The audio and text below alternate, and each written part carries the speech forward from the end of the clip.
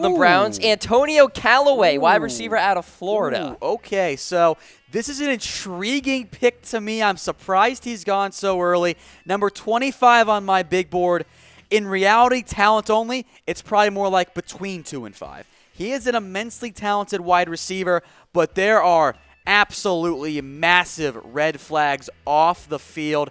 For starters, after the Combine, it was revealed that he failed a drug test there because he smoked weed before the Combine there. Yeesh. But all of the stuff that Florida, multiple citations for marijuana possession. He was accused of sexual assault, was cleared, but Florida, though, is under investigation for the way they handled that Title IX investigation. So you've got to take that with a grain of salt there.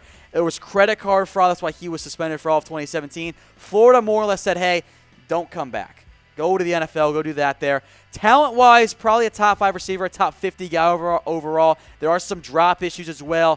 He said he smoked weed about a month and a half before the Combine.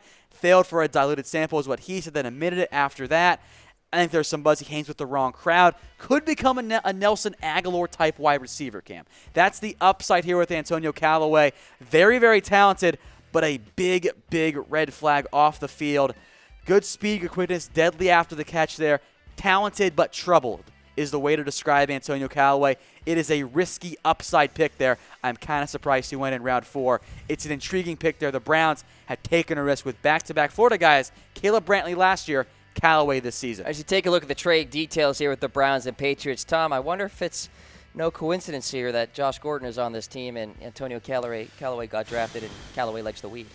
That's a little dangerous, I think, putting those two together. Hopefully Josh Gordon has taken care of himself off the field and has moved on from that part of his life. Maybe Josh Gordon can help Antonio Callaway. That's the logic, right. That's the hope there, but it's a risky pick. If he doesn't get his life in order, it's going to be a problem there. Getting out of Florida also, I think, is a good thing for Antonio Callaway. They've added Callaway. I wouldn't rule out a potential trade of Corey Coleman. I don't think it'll happen, but I think those two could play some similar roles going forward for the Browns. Coleman, first-round pick there in 2016. Antonio Callaway,